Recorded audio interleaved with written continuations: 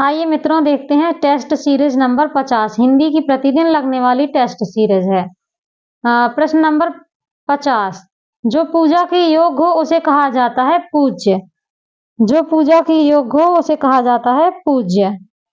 निम्नलिखित में से कौन सा शब्द अशुद्ध शब्द है? तो विज्ञ जो है आपका अशुद्ध शब्द है। निम्नलिखित में से कौन सा अल्प विराम है? अल्प विराम चूंकि आप सभी जानते हैं। संख्याओं के साथ आने वाली विभक्ति को क्या कहा जाता है? संख्याओं के साथ आने वाली विभक्ति विश्लिष्ट। राजशेखर की निम्नलिखित रचनाओं में से कौन सी रचना अधूरी है? हमको बताना है राजशेखर की रचनाओं में से कौन सी रचना अधूरी है। तो इनका बाल भारत अधूरा है। काव्यदर्श के रचनाकार हैं कौन? दंडी। काव्यदर्श के रचनाकार दंडी।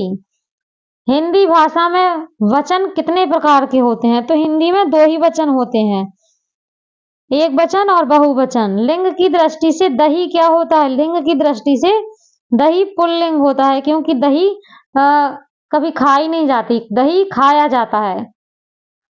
वर्तनी की दृष्टि से कौन सा शब्द सही है? तो ये जो ज्योत्सना है यह आपका सही है। वर्तनी की दृष्टि से कौन सा शब्द सही है? अब इसमें देखना है सन्यासी। जिसका कोई शत्रु पैदा ही नहीं हुआ हो उसे कहते हैं अजात शत्रु। कृतज्ञ का विलोम शब्द होता है कृतघ्न। निम्नलिखित में से कौन सा शब्द बादल का पर्यायवाची नहीं है? बादल का पर्यायवाची बारिधि नहीं होता है।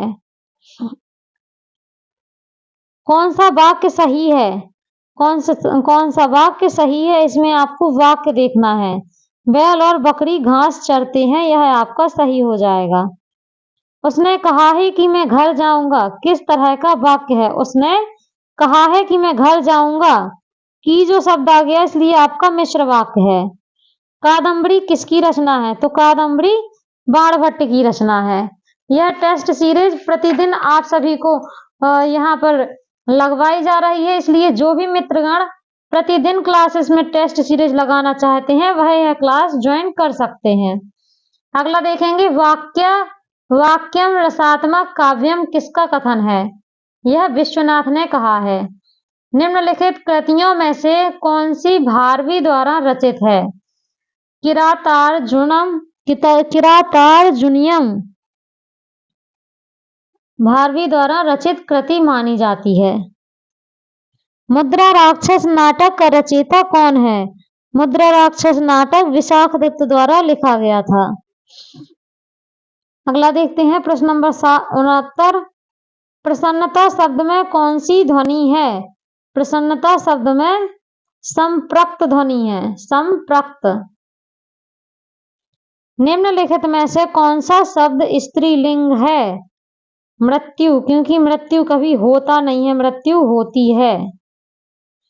आयोगवाह कहा जाता है, आयोगवाह किसे कहा जाता है?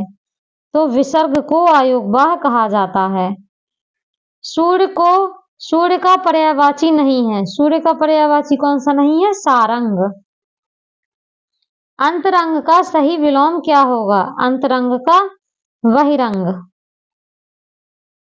शब्द युग्म पर्यंत पर्यक के सही अर्थ भेद का चयन कीजिए।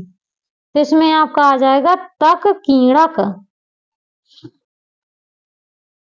अगला देखते हैं भूषण भिनुना भिजराई विराजई कविता वनिता मित्र। यह किसने कहा था? केशवदास ने।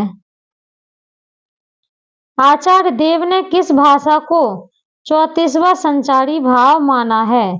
देव ने छल नामक 34वां संचारी भाव घोषित किया था।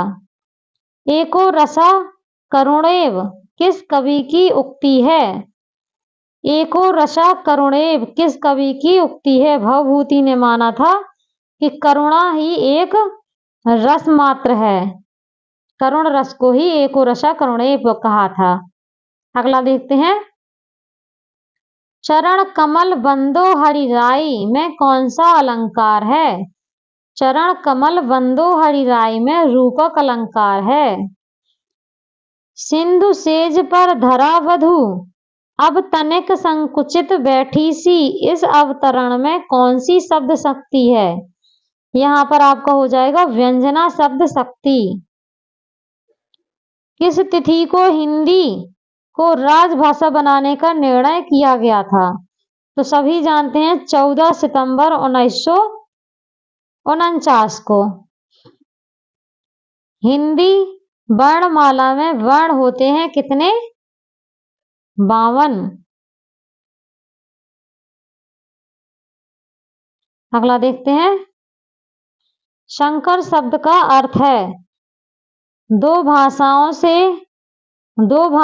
के शब्दों से मिलकर बना शब्द ही संकर भाषा का शब्द कहलाता है। तो मित्रों आज के लिए इतना ही। आज हमने देखे हैं 5 मिनट में आपके 50 प्रश्नों के उत्तर। अगली टेस्ट सीरीज कल आप लोगों के सामने प्रस्तुत की जाएगी, देखिएगा जरूर।